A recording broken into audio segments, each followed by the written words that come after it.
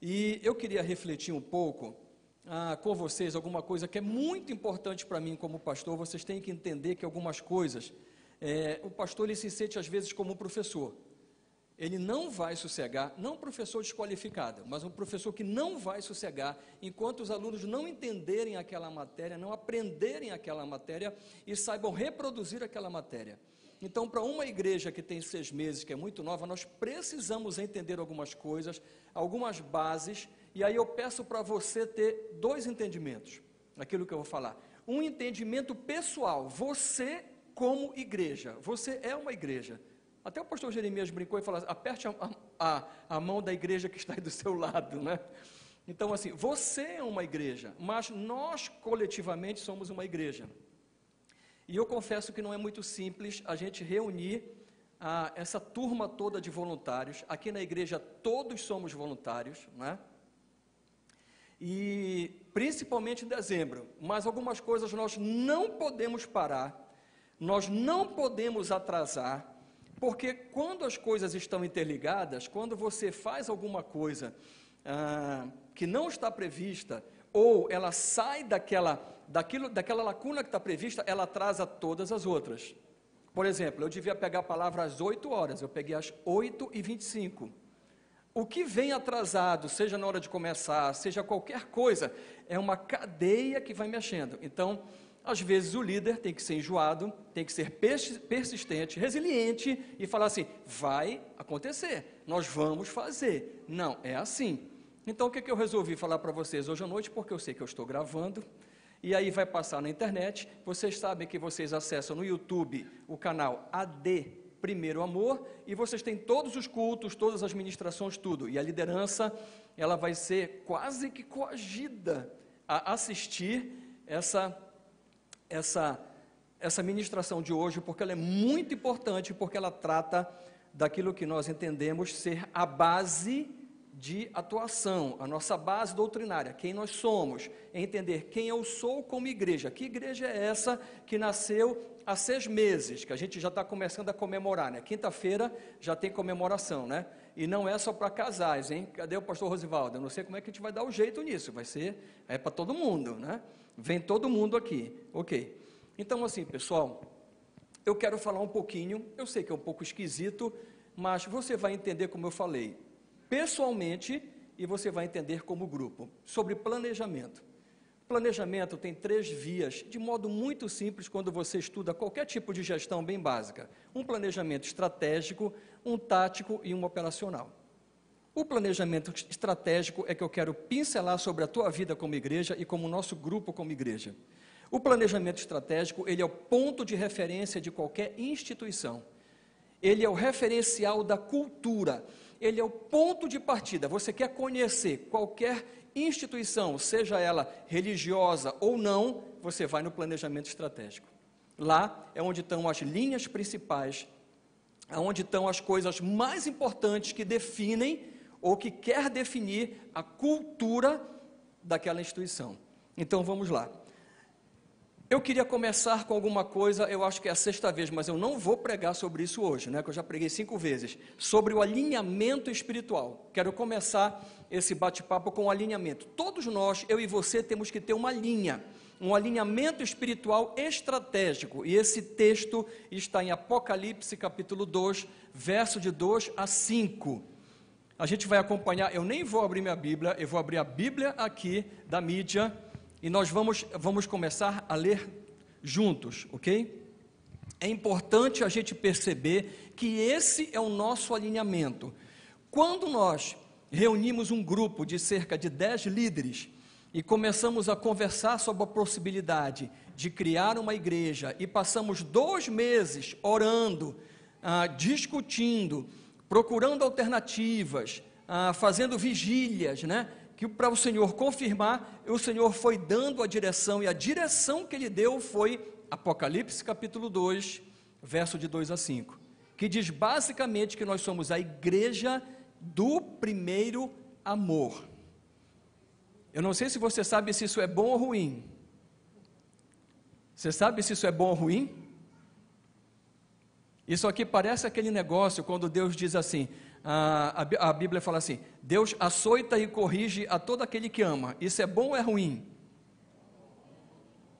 Depende da perspectiva, não é, pessoal? Então, por exemplo, na minha perspectiva, isso é excepcional. Mas em outra perspectiva, isso é muito preocupante, porque o Senhor fala que se nós não voltarmos para o primeiro amor, Ele vem e tira a gente do nosso lugar. Vamos ler o texto. Conheço as tuas obras, falando de todos nós, pelo alinhamento espiritual, o texto que Deus falou conosco. E o teu trabalho e a tua paciência, e que não podes sofrer os maus, e puseste à prova os que dizem ser apóstolos, e não o são, e tu os achaste mentirosos. E sofreste, tens paciência, e trabalhaste pelo meu nome, e não te cansaste. Opa! Tenho, porém, contra ti que deixaste o teu primeiro amor. Lembra-te, pois, de onde caíste, e arrepende-te, e pratica as primeiras obras. Quando não, brevemente a ti virei, e tirarei do seu lugar o teu castiçal, se não te arrependeres. Isso é bom ou é ruim? Vamos lá. Pessoal, o que é a igreja? Você já parou para pensar? Então eu vou dar algumas definições. No Summit teve até o Summit é o treinamento de líderes, que ficou muito conhecida. Vocês lembram que o Summit veio assim? A igreja é a esperança do mundo. Olha que definição linda. E depois, no ano seguinte, ele veio e complementou. Foi para essa misericórdia. Ele diz assim: e os jovens são a esperança da igreja. Olha só, que coisa linda. Mas a igreja, ela é, segundo a Bíblia, a coluna e a firmeza da verdade. Aqui é o referencial da verdade. A igreja é uma espécie de agência do céu aqui na terra. A igreja, segundo a palavra, eu e você, nós somos a luz do mundo, a luz dos gentios. A partir do momento que nós temos o Espírito Santo, que nós temos o Espírito Santo do Senhor, a gente começa a brilhar. A nossa vida é um testemunho, e é isso que é a igreja. E a igreja é um monte de luzes reunidas, são as famílias todas reunidas, que brilham de uma forma muito mais intensa quando estão sozinhos, mas que brilham. A igreja é a consciência da sociedade. Olha só, a igreja é a voz de Deus. Isso é preocupante. Quando eu comecei a ler isso e a gente começou a fazer essa análise do que é a igreja, a gente começa a ficar preocupado. Eu até confessei uma coisa de manhã aqui, que isso parece um pouco de escândalo para alguns. Eu não sou favorável à taxação de igreja, não. Eu sou favorável que as igrejas, algumas delas que não têm essa linha e que não são igreja, comecem a ser igreja, e que elas tenham um amadurecimento dos cristãos, dos membros, e realmente induzam essa igreja, forcem, peçam, de alguma forma façam pressão para que de fato venham a ser igrejas, porque a gente vê muita desvirtuação nesse meio, e isso é muito preocupante. E por causa daqueles que desvirtuam, né, aí parece que todo mundo é colocado naquele mesmo espaço, e isso é muito preocupante. Queridos, quando a gente entrou aqui, antes, como eu falei, teve uma preparação toda. Essa preparação, ela envolveu uma série de elementos burocráticos. Imaginem fazer estatutos, organizar liderança, é uma série de coisas, né? A igreja não convidou ninguém absolutamente para se juntar, isso era um parâmetro daqueles líderes que se reuniram, não é? E eu estava até falando para o Charles, que a gente se encontrou agora, falando assim, eu nunca imaginei que a gente ia voltar aqui para o Bela Vista, para o conjunto, né? Porque a gente tinha viajado, foi no final de junho, a gente viajou, e a comissão que ficou, o grupo que ficou, visitou, achou que este local era o melhor local e fez opção. Está unânime? Fechem. Fecharam. Quando a gente chegou, já estava fechado, né? É claro que quando você entra aqui, você começa a pensar em igreja e começa a pensar em funcionamento da igreja. Então, como o pastor Jeremias até citou, então, nós tivemos que reformar os ar-condicionados, reformar todo esse salão era completamente quebrado, iluminar todo o salão, É uma série de coisas, né? Mas não só isso, o anexo da mesma forma, lá em cima, nas salas, né?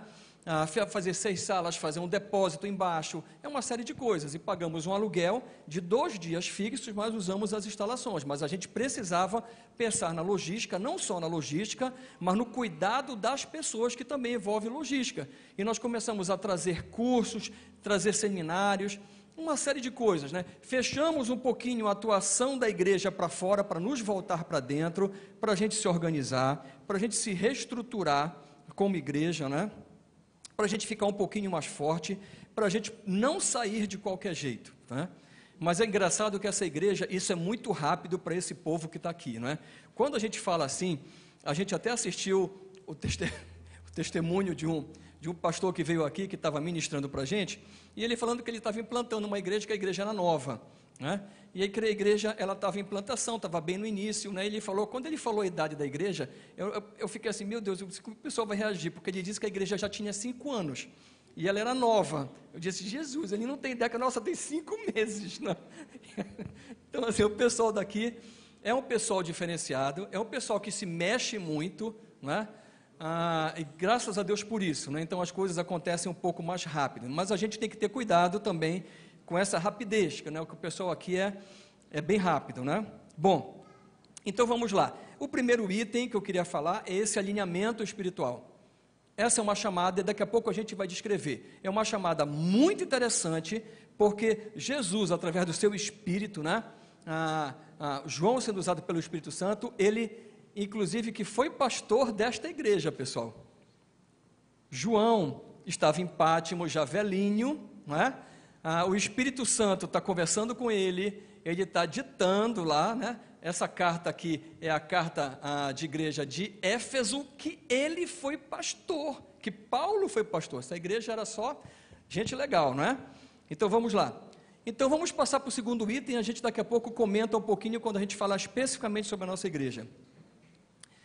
Aí a gente precisa refletir qual é a missão da igreja. Porque quando você fala em planejamento estratégico, você tem que definir 3 pontos: missão, visão e valores, pelo menos. Outras coisas podem fazer também, tá bom? Você pode aplicar isso em qualquer lugar, pessoal. A igreja não é diferente, porque ela é um organismo. É um organismo vivo, mas ela também tem isso. Você, como igreja, qual é a tua missão? Nós, aqui, como grupo, qual é a nossa missão? Qual é a nossa razão de ser, de existir? Né? Então eu queria que projetasse Mateus capítulo 28, verso 16 até o 20. Eu estendi um pouquinho, que é para a gente dar o sentido completo e entender, você entender que Jesus, lá no finalzinho, ele já está quase lá, em cima lá do Monte das Oliveiras, né? Lá naquele pontinho lá, está quase para ser assunto aos céus, não é? E ele está dando as últimas orientações. Vejam bem qual é a conclusão, o que é que Jesus está marcando na minha vida e na tua vida. Mateus capítulo 28, verso 16 até o 20, diz assim: E os 11 discípulos partiram para a Galileia, para o monte que Jesus lhes tinha designado. E quando o viram, o adoraram, mas alguns duvidaram. E chegando-se Jesus, falou-lhes, dizendo: É-me dado todo o poder no céu e na terra. Portanto, ide, fazei discípulos de todas as nações, batizando-os em nome do Pai, do Filho e do Espírito Santo, ensinando-os a guardar todas as coisas que eu vos tenho mandado. E eis que estou convosco todos os dias, até a consumação dos séculos. Amém. Pessoal, vocês estão percebendo, o nome disso é grande comissão. Vocês estão percebendo que Jesus está mandando, ele está determinando, está no imperativo, para mim e para você. Você percebeu? Percebeu a sua missão? Primeiro, assim, essa tradução, a gente poderia colocar outras traduções, mas não vamos ficar com essa, porque o nosso tempo é curto e a gente precisa fechar. Mas outras traduções, você vai perceber uma coisa: Jesus, ele é o teu dono, se é que você vai ao céu. Ele comprou a sua vida por um preço muito alto.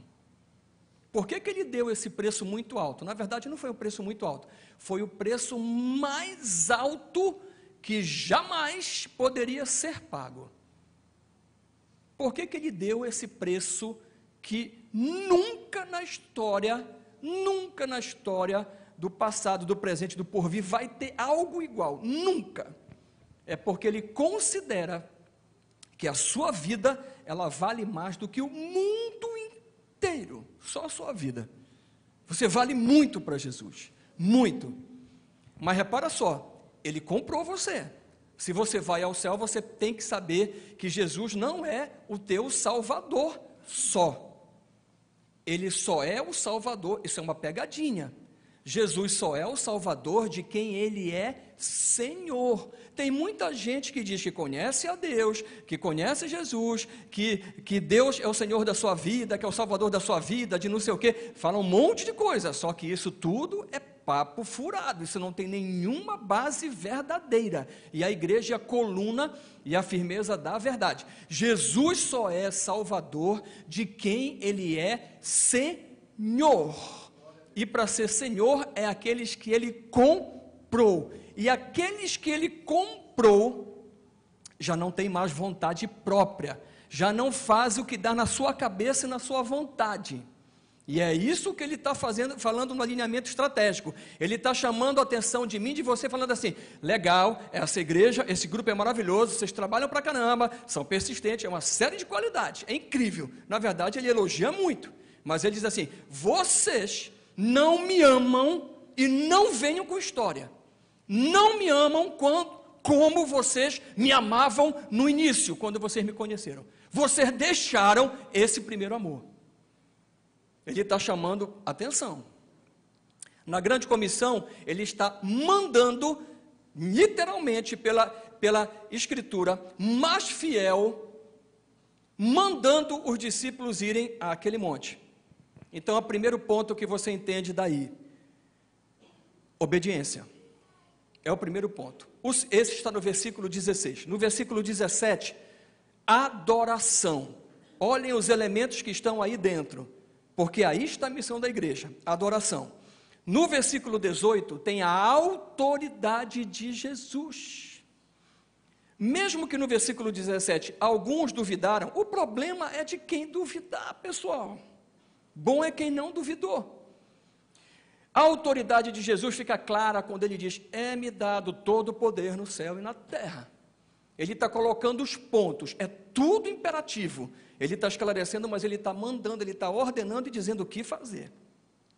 No verso 19, ele diz nitidamente para se colocar em movimento. A igreja, ela é cinética. A igreja está em movimento. Quem está parado está em desacordo com as orientações do Senhor. Se você não está produzindo nada na obra do Senhor, você está desobedecendo o teu Senhor, se é que Ele é teu Senhor. Versículo 19 ainda está falando sobre ensinar e batizar. Talvez as pessoas dizem assim: mas por que a nossa igreja já sabe disso, né? Mas às vezes o cara está assistindo na internet, a pessoa está escutando, mas por que ele reforça ensino, Emerson, e batismo? Porque você sabe que de cada 10 pessoas que dizem abrir o seu coração e aceitar Jesus, só uma chega ao batismo. 9 se perdem.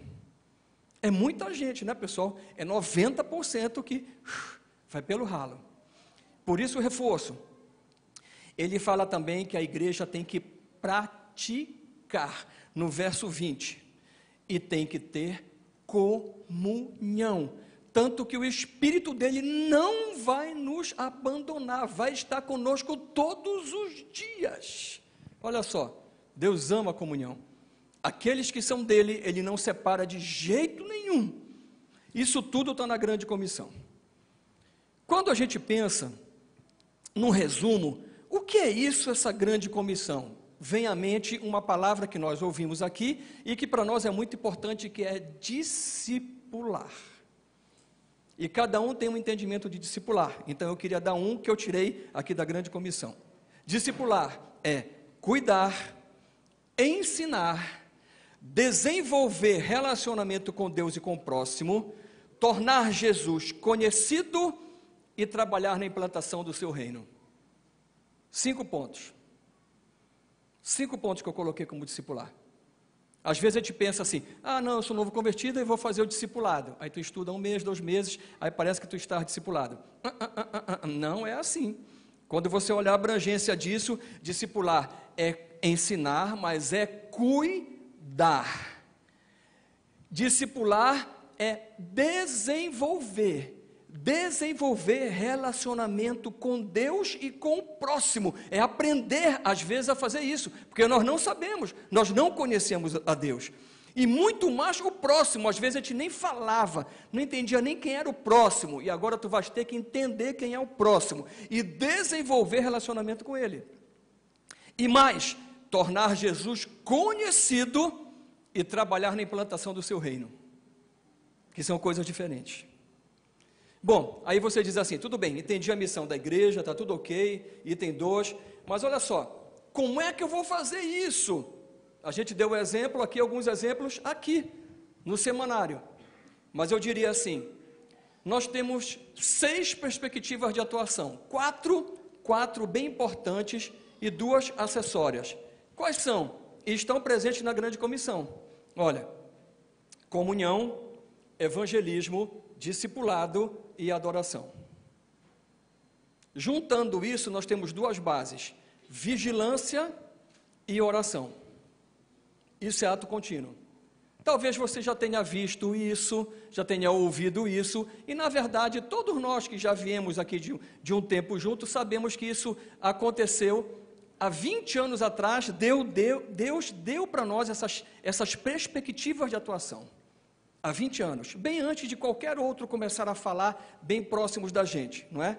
Mas isso não há problema, porque a palavra ela não tem propriedade a não ser do Senhor, e é muito bom que outros falem, e que outros estejam na mesma direção, glória a Deus por isso, mas nós podemos fazer a grande comissão em comunhão. Então, por exemplo, ontem no sítio, foi um dia de comunhão, olha que coisa linda, quando as crianças foram lá, no hospital oncológico, foi um dia de evangelismo. Quando o Jean e a Sandra subiram aqui e trouxeram a turma, isso aqui foi um ato de discipulado. E quando o Eduardo, com o grupo de louvor, estavam ministrando, nós estávamos adorando a Deus. São perspectivas. Oramos, pastor Jeremias orou, pastor Cachado orou, há pouco eu orei, e nós temos que vigiar. Todos estamos vigiando, as crianças estão aqui, mas elas estão assistidas, ninguém pode deixar sem vigiar, sem a gente prestar atenção. A vigilância, inclusive, ela precede a oração. Tem gente que esquece da vigilância e foca só na oração. Vai ser tomado. Vai ser tomado. Não é assim que funciona, a Bíblia deixa claro. Vigilância e oração. Vigilância e oração. São perspectivas de atuação da igreja. Mas nós pensamos assim, ok, a razão de ser da igreja, a nossa missão, eu, você e o nosso grupo, tudo bem. Mas aí quando você fala em planejamento estratégico, você fala em visão. Visão é aonde você quer chegar. Como é que você quer ser visto? Amanhã, depois, no futuro, daqui a 5 anos, 10 anos. Como é que você quer enxergar isso? E aí nós temos um problema, um paradigma. A questão é, Júnior, olha só, qual a igreja que nós queremos ser, qual a igreja que eu quero ser e qual é a igreja que Deus quer que a gente seja? Como é que a gente vai saber? Que história? Será que está para conjugar as duas? Porque assim, a gente estava até conversando sobre isso, né? Tinha uma turma conversando sobre planejamento, eu, Baiano e mais alguns líderes, e a gente estava falando assim, fechado. Aí alguém fez a pergunta assim, sim, mas qual a igreja que tu queres?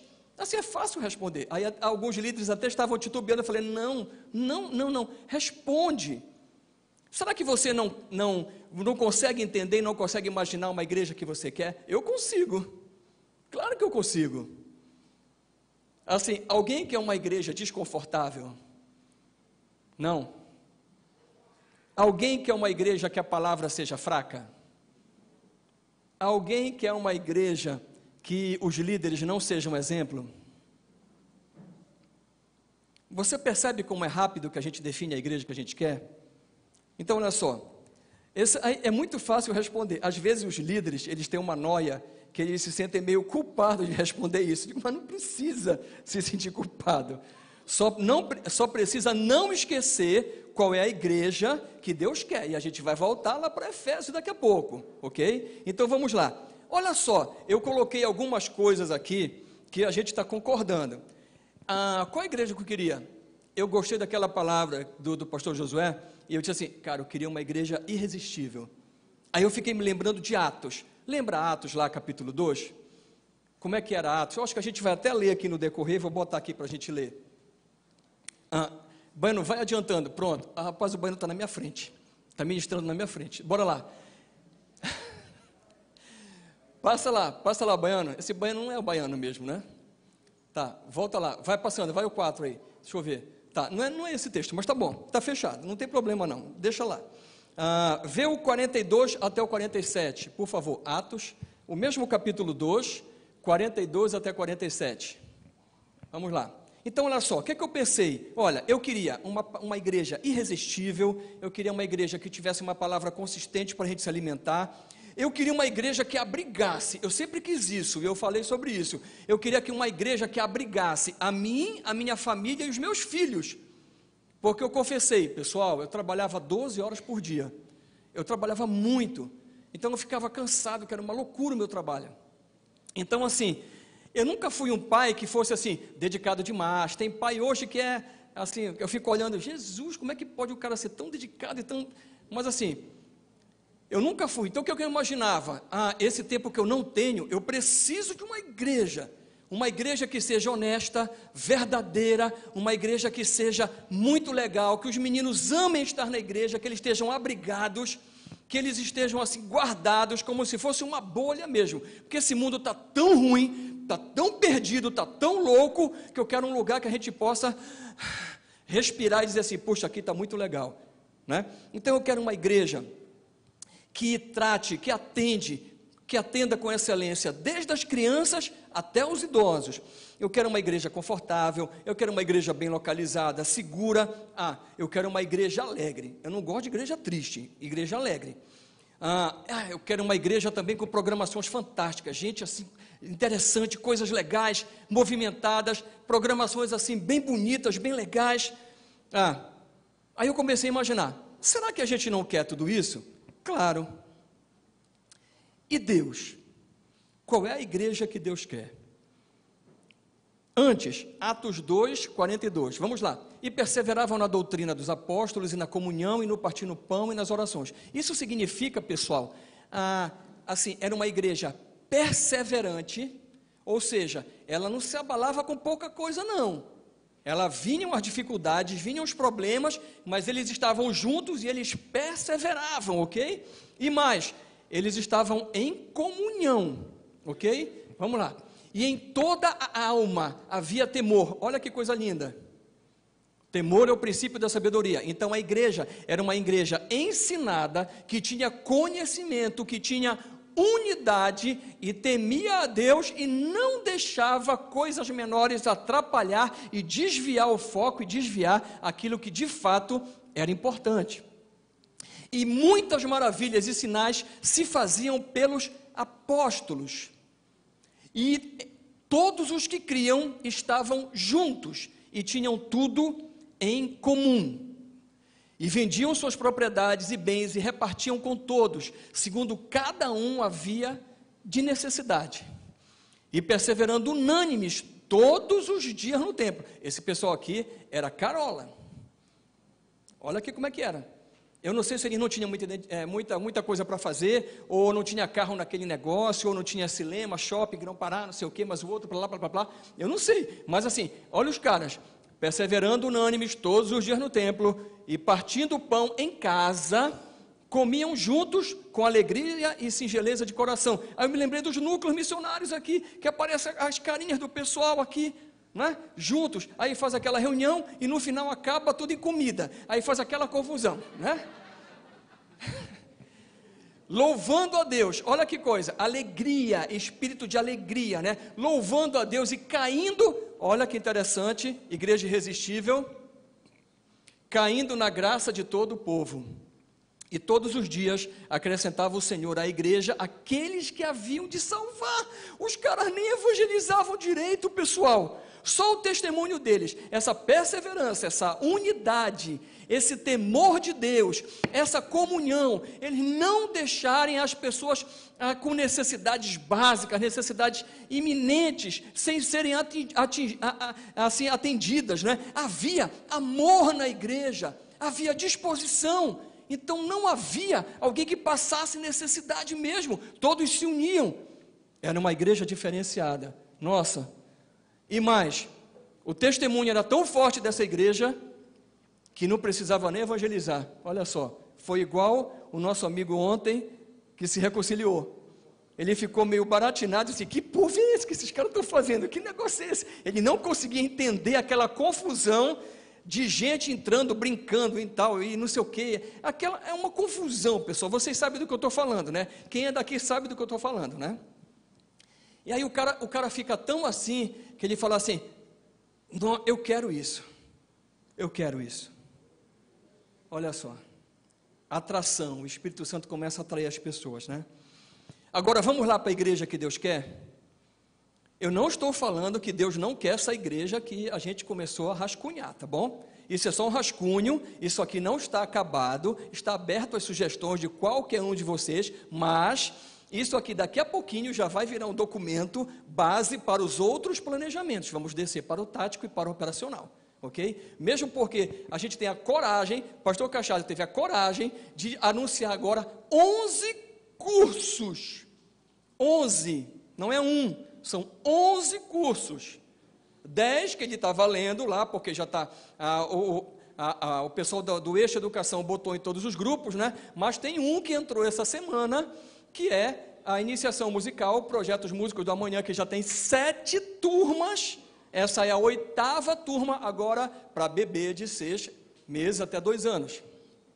Então tem 11 cursos, fora os outros, pessoal, a gente nem falou, e curso de teologia que vai entrar, o curso de governo e política, não, deixa para lá, vamos lá. O que é que Deus quer? Ele falou com a gente, deu um alinhamento estratégico espiritual e falou sobre Efésios. Olha só como a igreja de Efésios é. Quando você pega as traduções como um todo e vai olhar o texto em si, o que é a igreja? Olha só. Era uma igreja ativa, produtiva em obras, era uma igreja paciente, perseverante, ela era uma combatente ativa do pecado. Sabe o pessoal que é assim, ó, não bota essa folha aqui que é pecado, não bota, ok? Esse é um pessoal. Aí tem outro pessoal, é assim, olha, se tu não botares esta folha aqui, é pecado. Então tem o pecado que é fazer algo errado e tem o pecado que é deixar de fazer aquilo que é certo. Não, eu não vou, não, eu não me mexo, não, eu não vou me envolver com isso, achando que isso não é pecado. É pecado sim, o pecado tem sempre 2 vias. A igreja de Efésios, ela não pecava porque ela não fazia aquilo que era errado, e ela não pecava porque ela não deixava de fazer aquilo que era certo. Era uma igreja ativa, uma igreja temente a Deus, uma igreja paciente. Ela era tão assim que ela colocava à prova as autoridades eclesiásticas. Ela era corajosa, ela era crítica, ela era persistente, resiliente, ela era focada. Olha só que igreja impressionante. Ela teve um alto índice de ensino. Timóteo, Paulo, João, era uma igreja excepcional.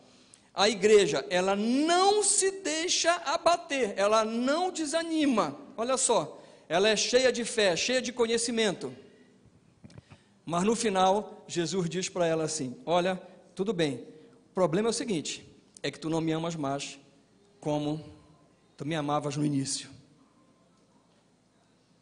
tens que voltar às primeiras obras, porque se você não voltar, eu venho e vou te tirar do teu lugar. Imagina a gente como líder, antes a gente está abrigado de uma forma ou de outra, a gente enrola de uma forma ou de outra, e agora está assim mais ou menos nas tuas costas, como é que tu resolve esse negócio? a responsabilidade é tua, não é? De alguma forma tu és o primeiro a ser cobrado, e és cobrado mais forte, tu tem que dormir com isso, e tu tem que olhar para os líderes, olhar para os cenários, olhar para as coisas todas, e falar assim: Deus, como é que eu vou fazer isso? Deus, como é que eu vou chegar nisso? Deus, como é que eu vou agir? Senhor, qual é a tua vontade? Não é fácil. Quando a gente começou a pensar sobre isso, alinhamento espiritual, missão, visão, aí a gente pensou logo no item 4, base de atuação. Qual será a base de atuação para a gente não errar? A minha e a sua, e ao mesmo tempo, Rebequinha, a nossa coletiva. Não tive nenhuma dúvida, Deus já tinha dado. Mateus capítulo 22, verso 34 e 40. A gente não é muito esperto, muito inteligente, muito sábio, então a gente vai nos pontos chaves e naqueles pontos que são fundamentais para não errar.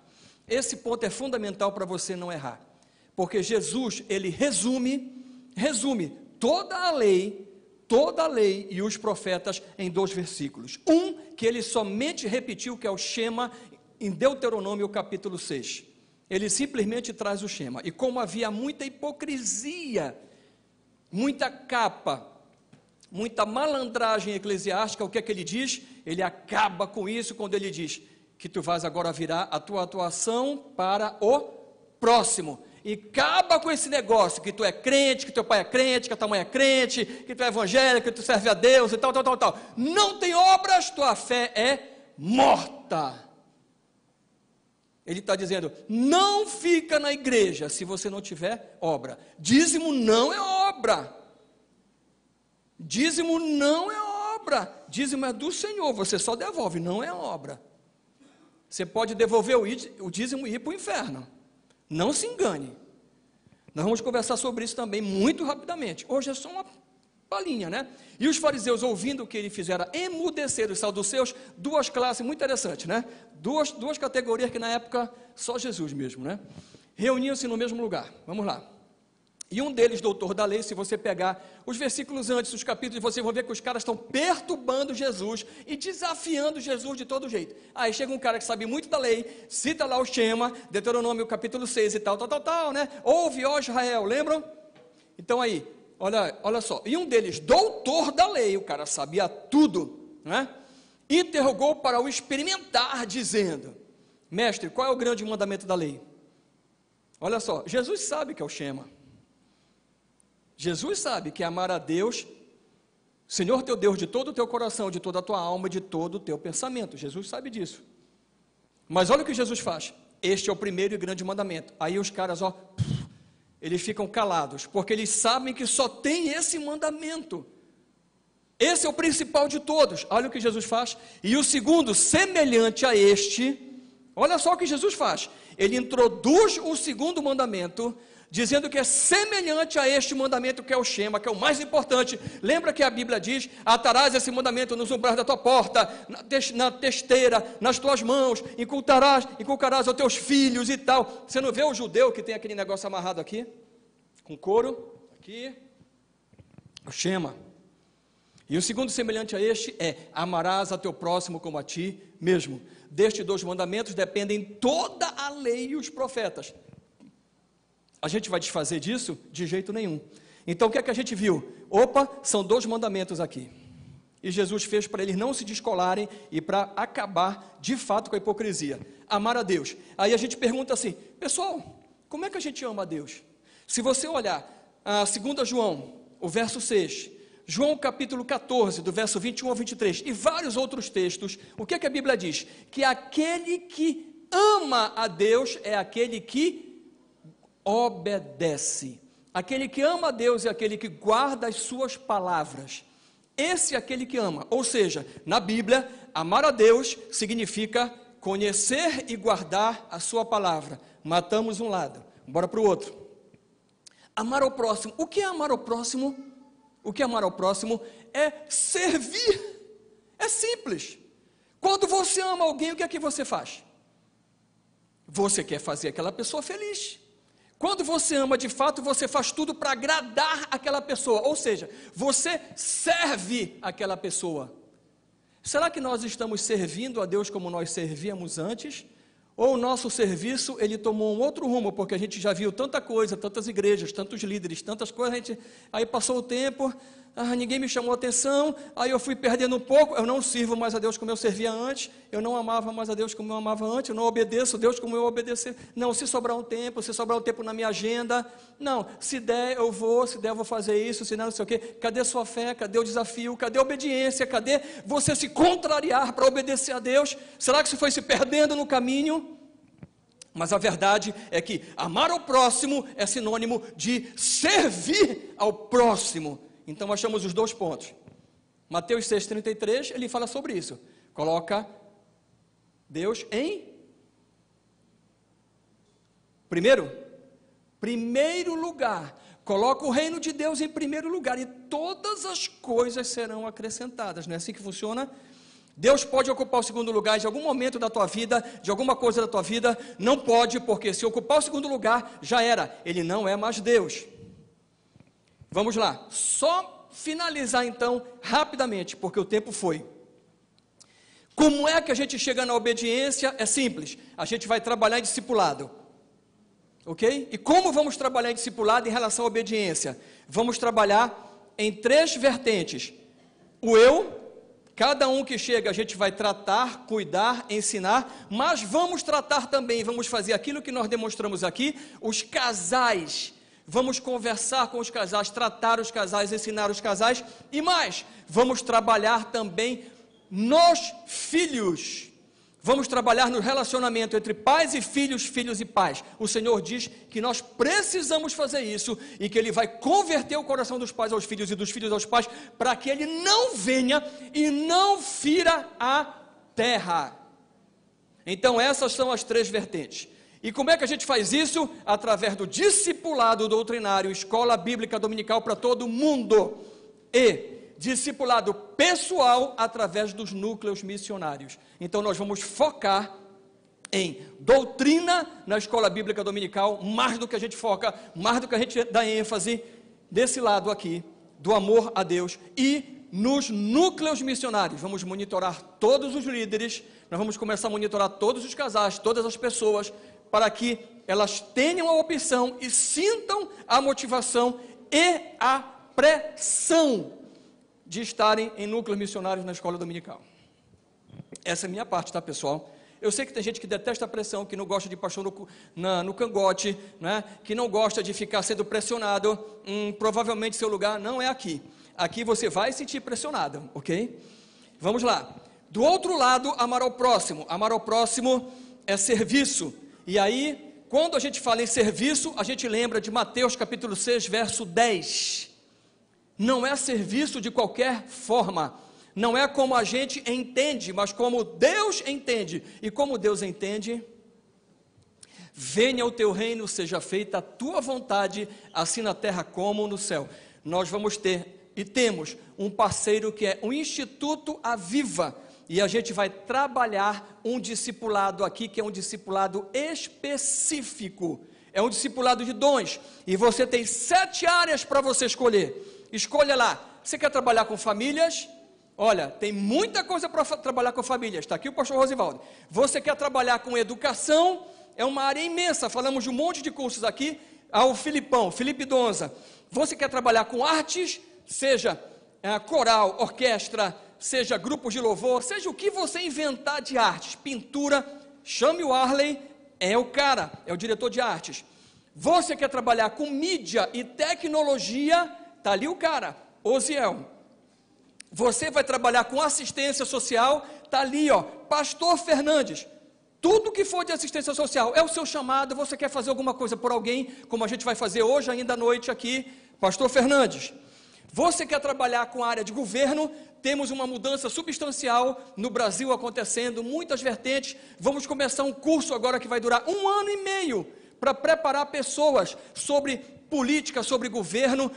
Tudo que eu estou falando está baseado em cosmovisão bíblica. Você vai falar com o Mauro, que é o líder do governo. Você quer trabalhar em economia, empreendedorismo, é empresário, quer ser empresário, quer empreender, você vai aprender alguma coisa dessa área. Nós temos 7 eixos que você vai poder escolher uma dessas vertentes e vai começar a se dedicar para servir ao próximo, não sentado aqui na igreja me olhando ou me escutando na internet, mas aonde você trabalha ou em programações específicas, porque a igreja não termina às 9h30. A igreja, na verdade, ela começa às 9h30. Ela começa amanhã no teu trabalho, na verdade ela começa quando você entra no carro para ir para casa, que você já tem uma igreja lá dentro daquele carro. Quando você chega na sua casa, é outra igreja. Amanhã no teu trabalho, é outra igreja. Então, isso tudo é igreja. Áreas de influência é alguma coisa inteligente. Bom, quando a gente fica pensando tanto em igreja individual como em geral, a gente pensa em caráter, personalidade. Qual é a personalidade da nossa igreja? Qual é a sua personalidade? E aí eu digo assim, lembra que eu estou falando de um grupo específico chamado de primeiro amor. Então eu vou te dizer 2 características do teu caráter. Se você não sabe, pode ser que não seja, e aí você vai dizer, nunca mais volto aqui, não é minha praia. Fechado? Não há problema, estou falando só para um grupo. Ok, então vamos lá. Dois pontos somente. Primeiro, quanto à doutrina. Quanto à doutrina, aqui todo mundo é velho, pessoal. Entenderam? Mateus capítulo 5, verso 18. Eu vou explicar para vocês por que todo mundo é velho. Baiano, vamos lá. Porque em verdade vos digo que até que o céu e a terra passem, nem um jota ou um tio jamais passará da lei sem que tudo isso seja cumprido. Bora para o outro, Mateus 24, capítulo 35. Estou dando 2 só para a gente ter uma palhinha. O céu e a terra passarão, mas as minhas palavras não hão de passar. Nós somos conservadores quanto à doutrina. Nós acreditamos que a Bíblia é a palavra de Deus. Ela é inerrante, infalível e imutável. Fechou tudo. Não tem nada mais conservador do que isso, eu acho. Então, quanto à doutrina, eu quero te dizer que este grupo aqui, ele é um grupo fechado na palavra do Senhor. Fechado. Ok? Não se assuste. Quanto à atuação, o modo da gente agir, agora repara só, eu falei para você assim, olha, eu falei para você que quanto à doutrina, nós somos igual o velho, tipo eu aqui, fechado. Então doutrina, lembra de mim. Aí, quanto à atuação, lembra da Sara aí, filha do Júnior, está toda de rosa, cantora aqui do coral, não é Sara? É você mesmo, Sara, que você está tão linda, cantou no coral, cantou no hospital, está cantando que é uma beleza, linda ela que está com esse lação aqui rosa na cabeça que a mãe dela botou. Então, quanto à atuação, nós somos Sara. Quanto à doutrina, Filipão, coroa, cabeça branca, fechado. Andiroba ontem, que fiquei jogando aqueles meninos, né? Era uma fila de meninos, me mataram ontem de tanto jogar menino na água e menina, né? Foi umas 5 horas lá, tomando banho, o pessoal pelando no meu pescoço, Jesus, eu não sei como, eu tinha que estar com câimbra em tudo que era lugar, é a idade, ok, fechado. Mas isso é o conservadorismo, ok? Mas, quanto à atuação, nós somos Sara. E como é a atuação, Sara? É transformadora, criativa, inovadora. Então, será que a gente pode guardar a doutrina, temor de Deus, ter temor de Deus, e ao mesmo tempo amar a comunhão, as pessoas se chegarem a nós só pelo nosso testemunho de vida? Será que a gente consegue fazer coisas loucas, coisas assim criativas, coisas que ninguém fez, mas que não ferem a doutrina? Será que a gente consegue pensar em algumas coisas diferentes? Será que a gente consegue se mexer e fazer essas surpresas, essas coisas? Será, o senhor? Tu que é um cara que é muito conservador, que é tranquilo, que não fala nada de... não é? Quieto. Então, nós podemos ser conservadores quanto à doutrina, mas muito criativos quanto à atuação. Portanto, aí eu falo, pelo amor de Deus, jovens, os velhos não podem fazer isso, só os jovens. Nós vamos puxar vocês de todo jeito, nós vamos fazer como se vocês fossem um homem elástico. Racélia, a gente vai te puxar de todo jeito, a gente vai puxar vocês para um lado e para o outro, porque vocês vão ter que se virar. E vocês vão ter que trabalhar de uma forma criativa, transformadora, eficaz. Então são duas características gerais de caráter, e o Baiano colocou muito bem colocado, Romanos capítulo 12, verso 2, olha que coisa linda, não sede conformados, ou seja, atenção pessoal, quanto à atuação, não entrem na forma, conformado é entrar na forma, sai da forma do mundo, mas sede transformados, olha só, primeiro a gente é discipulado, é transformado pela renovação do nosso entendimento, senão a gente não experimenta qual seja a boa, agradável e perfeita vontade de Deus. Será que Deus não quer isso? Claro que Ele quer. Claro que Ele quer.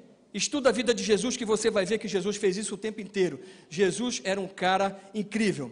E por fim, terminando, que já acabou meu tempo, já é a segunda vez que eu estou terminando.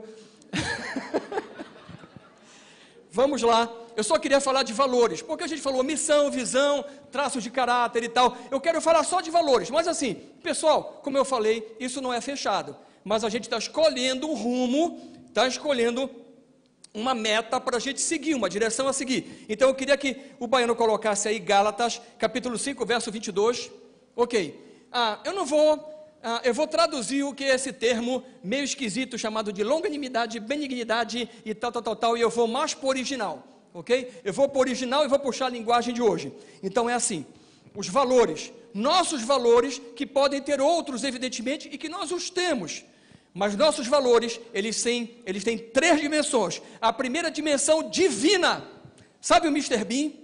Quando começa, quem já assistiu o filme do Mr. Bean? Pessoal, é de graça no YouTube, baixa lá, pessoal. Então é o seguinte, quando começa o filme do Mr. Bean, aparece uma luz, aí vem no chão, zoom, aí abre a luz e o Mr. Bean cai, pluf, não é? O que é que eu estou falando? A primeira dimensão é divina, ela vem de Deus para mim e para você. É o amor, a alegria e a paz. Olha só. Amor, alegria e a paz. É só você andar com o Senhor, guardar a sua palavra, isso vai acontecer na tua vida. Olha a segunda dimensão. A segunda dimensão é assim, é para o próximo,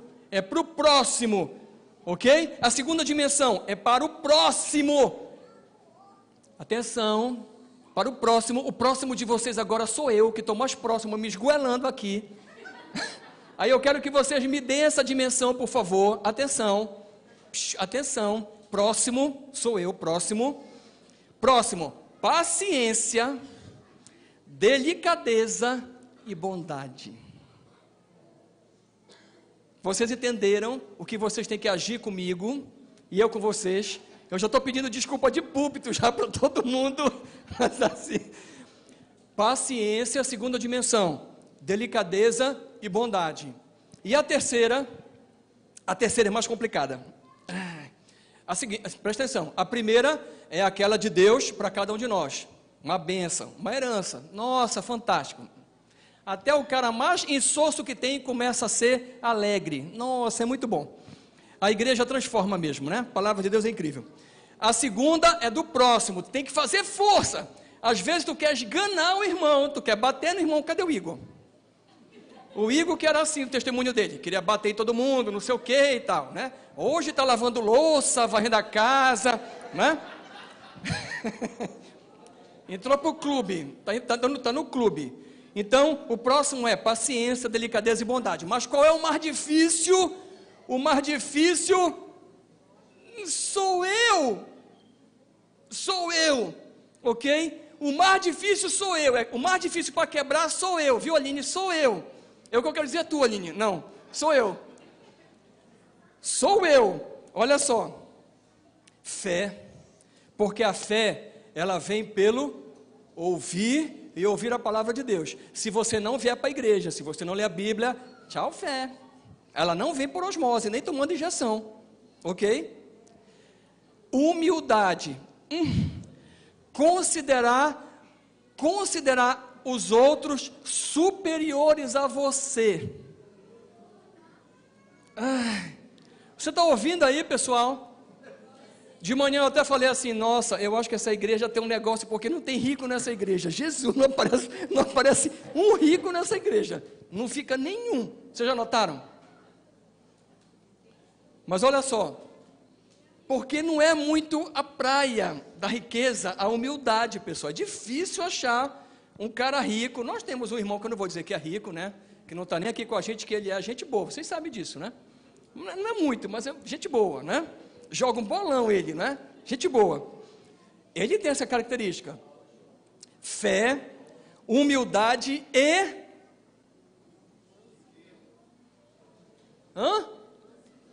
As esposas sabem todinha, né? Domínio próprio.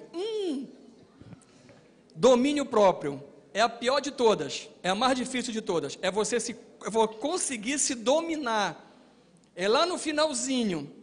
Então, assim, são valores muito legais que eles vão ser desenvolvidos. Nós vamos cuidar, tratar e desenvolver através de programações, através de atitudes, através de uma série de coisas, de cursos, onde a gente vai desenvolver o caráter cristão. Amor, alegria, paz, paciência, delicadeza, bondade, fé, humildade, domínio próprio. Feche seus olhos só por um momento para a gente orar. Deus, em nome de Jesus, que tudo que foi falado como igreja, não só na parte coletiva, dando entendimento para os nossos irmãos, Senhor, daquilo que nós somos, daquilo que nós estamos trilhando, Senhor, daquilo que Tu vens falado para cada um de nós como grupo, mas principalmente como indivíduos. Que a gente entenda, Senhor, e que a gente deseje isso, que a gente se entregue nas Tuas mãos e que a gente realmente, Senhor, a gente queira ser igreja verdadeira, não uma igreja que não é a verdade, não uma igreja mentirosa, não uma igreja que na hora que nós passarmos, Senhor, deixarmos essa vida, a gente não vá ao céu. Não, aqui ninguém vai perder tempo. Aqui a gente vai ao céu. Aqui a gente vai abrir mão de tudo aquilo que precisa abrir mão.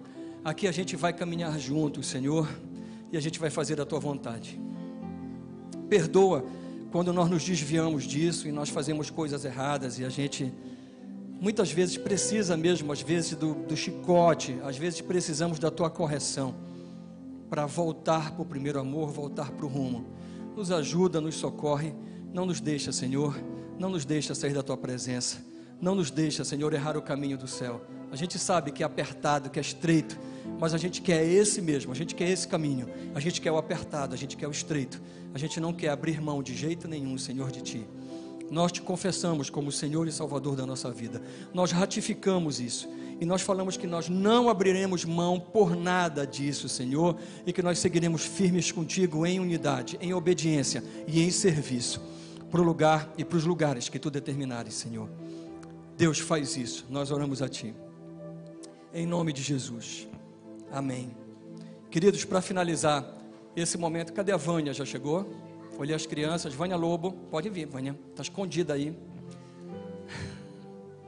A Vânia, ela vai contar uma história rápida e nós vamos fazer um momento em seguida. Queria que vocês prestassem atenção nessa história. Eu acho que o Baiano vai colocar alguma coisa aqui também para mostrar para vocês o que ela vai falar.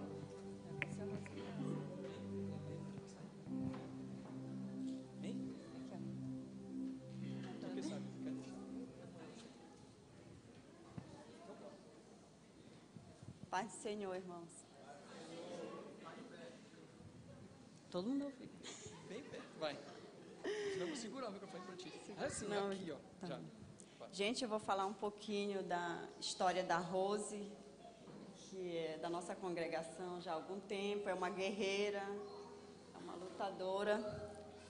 E eu fui escolhida aqui para falar um pouquinho. Eu estou rindo, mas porque eu sou assim mesmo, mas a história... Ai, meu Deus, meu problema é o microfone. Todo mundo está fazendo assim, ó. Sim, a Rose, ela é sozinha, com 2 filhos, e com muita dificuldade ela cria os filhos dela, né? E não tem nenhum trabalho fixo, ela vive de bico, o que surgir ela vai fazendo e... Enfim, isso aí já é normal, tudo bem. Só que aconteceu que a casa dela rachou e ela teve que sair de casa e conseguiu cheque moradia. E nós fizemos um livro de ouro aqui na igreja, passamos para alguns irmãos, ainda está rolando por aí. E conseguimos arrecadar um dinheiro e fazemos também o café da manhã, vendemos chopp. Vendemos porque eu estou ao lado dela, né? Mas é ela mesmo que está na luta aí. E conseguimos algum dinheiro e já levantamos. Teve que fazer toda a parte de estrutura da casa e já levantamos, né? Está na percinta. E ainda falta muita coisa ainda, né? E a gente está aqui para pedir ajuda de vocês, se vocês sentirem no coração de vocês, né? De ajudar para que a gente termine a casa dela para ela voltar. Que onde ela está também não está nada legal. Até as bicicletas, que é o trabalho dela, né? Tudo ela depende da bicicleta, levar a bicicleta dela, dos filhos, dessa outra casa onde ela está. Enfim, coisas, né, que acontecem. Além de já estar difícil, né, vai acontecendo outras coisas. E a gente precisa ajudá-la para que ela volte logo para a casa dela, gente. Se vocês sentirem no coração de vocês, de qualquer ajuda, agora a gente pretende agora colocar a laje, né, fazer a cobertura, e só a mão de obra é R$ 1.500. E aí falta rebocar, piso, um monte de coisa aí, né? Tá? Obrigada, irmãos.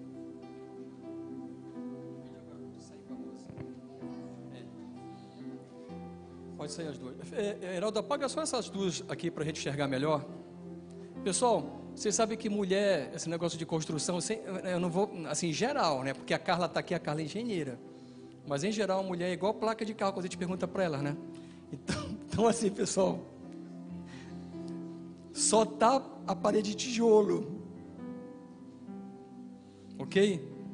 Então, a casa não podia aproveitar nada, não dava para aproveitar nada.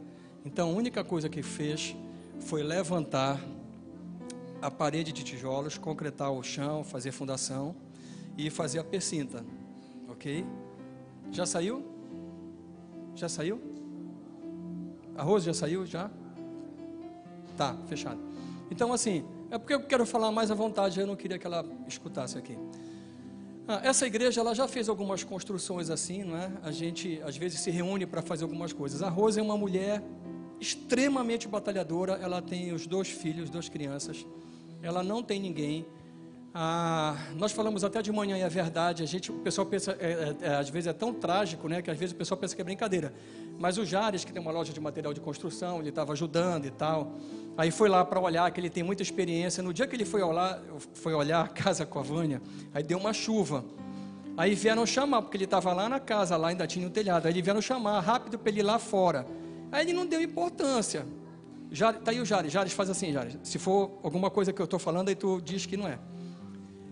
Aí chamaram o Jares, quando ele foi, o carro dele estava boiando, pessoal. Os meninos estavam empurrando o carro dele, porque é uma baixada. Então a situação é gravíssima. E como os miliantes lá sabem que a Rose é sozinha, que não tem apoio, então até as bicicletas roubaram tudo. Então a Vânia adotou a Rose. Tem algumas pessoas da igreja que já começaram a se mobilizar, ok? A situação é uma situação muito delicada, a Rose não tem onde ficar. A casa estava totalmente condenada, a Defesa Civil foi lá e condenou e proibiu que alguém entrasse na casa. Vocês verem o tamanho do estrago. Área de baixada, né, muito complicada. Então é o seguinte, nós já entramos na campanha e a gente quer, pelo menos nós vamos botar essa casa para funcionar até a laje. Vamos botar a laje, nós vamos cobrir, nós vamos fazer toda a parte hidráulica, elétrica, nós vamos rebocar, botar porta, janela, a gente vai botar o mínimo de condições para a Rose morar. Isso é para ontem. Então, pode acender a luz. Eu quero dizer para você que nós vamos orar para encerrar o culto. E lá fora, ali, Heraldo, pode botar 2? Não, vamos fazer o seguinte, eu acho melhor assim, aqui na frente. Bora, a gente vai orar, pega uma salva aí, Heraldo, vamos lá. Depois o Heraldo e o Jerônimo, no próximo culto, vai declarar qual é a oferta, ok? Ok, Jerônimo? Para toda a congregação, tá bom? Se você sentir no coração, oferte. A igreja também tem cartão e tem uma conta corrente que você pode depositar. Mas, por favor, se você depositar na conta corrente ou pegar a maquininha do cartão com o Jerônimo, já está com a máquina aí, Jerônimo? Então vem para cá, Jerônimo. Você, por favor, avisa, porque é o seguinte, toda oferta específica, ela vai para o destino específico, ela não vai para outro lugar, ok? Então não interessa, mas se você nominar que vai para determinado lugar, ela chega em determinado lugar, tá bom? Então eu vou orar para terminar, e se você quiser participar desse primeiro desafio, começa hoje, a gente dá arrancada hoje, em nome de Jesus, a gente vai terminar essa laje com o cheque moradia ou sem, porque a Vânia falou isso, pessoal. A Vânia não tem nem noção, só tem os tijolos e a persinta, não tem mais nada, pessoal, nada, ok? E com a mudança de governo, ela pegou só um cheque moradia, que foi bem pequenininho, a maioria foi oferta, e a gente não sabe nem se vai ter, se vai continuar, porque muda governo, muda tudo, muito complicado. A gente não vai esperar, a gente vai fazer assim mesmo, ok? Se você quiser contribuir, lembre um pouquinho daquilo que a gente falou hoje, sem pressão, mas com pressão e motivação. Servir ao próximo. Você lembra das palavras de Jesus? Amar o teu próximo como a ti mesmo. Essa semana eu ajudei a comprar 2 bicicletas. Essa semana, para minha filha e para o meu genro, devem estar me escutando. Eu ajudei. É assim, eu estou com o coração rachado. Porque antes da deles tinha que sair da rua. Se eu soubesse, não ia ter para eles. Não ia chegar para eles. Só ia chegar primeiro para a Rose. Fala, Ricardo. Fechado, pronto. Já tem uma bicicleta. Graças a Deus, né? Mas assim, é cada um. Eu não estou falando para vocês serem. Cada um é cada um, tá, pessoal? A nossa função como pastor é ser assim, uma luz, né? Um barulho e falar assim, pessoal, a direção é aqui. Quem sentir de Deus, siga. Quem não sentir, não segue. Ok? Vamos orar então. Se você sentir no Senhor, quiser outra oferta que não seja o recurso, Jerônimo, vem para cá, Jerônimo. Ninguém te conhece, Jerônimo. Jerônimo é o tesoureiro, tu tem que vir para cá. Tu e a Patrícia. Vem. A Patrícia está de salto, eu sei. Ela vai ficar mais alta que tu, não tem problema. Quem que ela mandou casar com mulher grande? Agora já deu jeito. Fica do lado do Heraldo.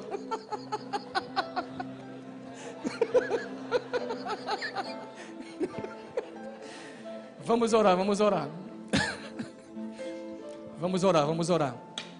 Pessoal, é um privilégio, é uma honra, é uma bênção a gente poder ofertar. É uma bênção. E eu quero dizer uma coisa para você, pessoal. Olha, lembre que a oferta, ela é de coração. Não pensem que às vezes você dá um valor maior a alguma coisa, mas às vezes você tem 1 milhão. Aí quando você dá 1.000, parece grande demais para a igreja, né? Mas o Senhor, Ele vê o coração e diz assim, poxa, tu tem 1 milhão, tu está dando 1.000, teu coração está nisso mesmo. E às vezes você tem uma besteira e diz assim, não, eu quero dar uma besteirinha. Aí você semeia igual aquela oferta maior da viúva pobre. Ou seja, a oferta é de coração. Dê só de coração, tá bom?